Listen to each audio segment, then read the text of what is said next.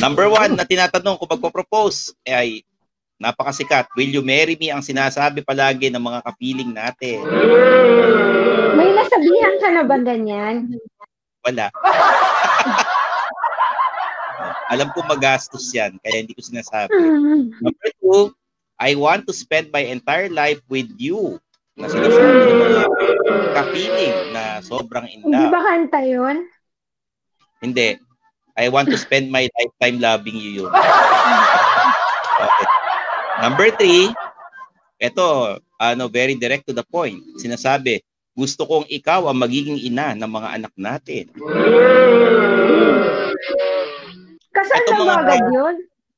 Ito mga top 10 na ito, itong sikat na linya, nag-research din ako. At ito galing sa mga totoong tao na talagang nag-propose sa kanilang mga asawa ngayon.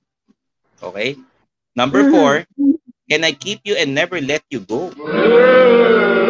Medyo parang si lang. Parang si Casper lang.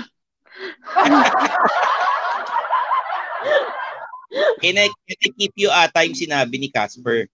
Diba? Nyata, can I keep you? Tapos, eto number 5. Kapag kinasal tayo, di na kita ibabalik sa mga magulang mo, ha? Ano ba yan?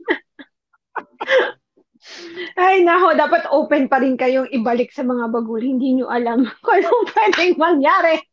Siyempre, pag nagpo-propose, pagandahan ng salita yan pag nagpo-propose para mapapagod, diba? Oo. Okay. Ang akin naman ay mga tips o kung ano ba yung steps na kailangan mong sundin kung magpo-propose ka. Unang-una, you have to ask for the blessing of the parents of your partner, di ba? Yun naman talaga ang kailangan. Yun yung pamamanhikan. Sa atin, di ba, ganun yun, pamamanhikan. Tatanong nyo dun sa mga magulang kung pwede na ba kayong mag-propose or pwede ka nang pakasalan yung mga anak nila. Number 7, make the proposal a surprise. So, dapat pag magpo-propose ka, surprise. Hindi sasabihin mo sa umaga, uy, magpo-propose ako mamayang gabi, Tapos, po-propose ka mamayang gabi. Napaka-importanting elemento daw ito, Papa Stan, na nga pagpo-propose, kailangan ay surprise siya. Number 8, you have to get down on one knee. Isa lang hindi dalawa. One ano lang. Ibig sabihin pag dalawa? Ano ba ibig sabihin pag dalawa? Nagdadasal ka. Diba? Ayan. Okay. Isa lang. Tapos, number 9, you have to present a ring. Kasi napaka-importante daw nung symbolism nung ring na yon. Although marketing siya na nagsimula, ngayon yung mga tao, meron na silang symbolism na nilalagay doon sa sing-sing. 'Di ba? Kaya nga pag naghiwalay kayo, sinasaoli mo yung sing-sing. And then, number 10, you have to ask, will you marry me? Kasi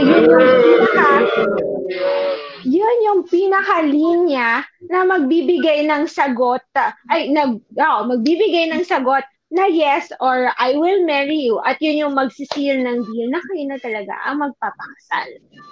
So, yun yung steps na kailangan mo sundan, Papa Stan, kung ikaw ay magpo-propose.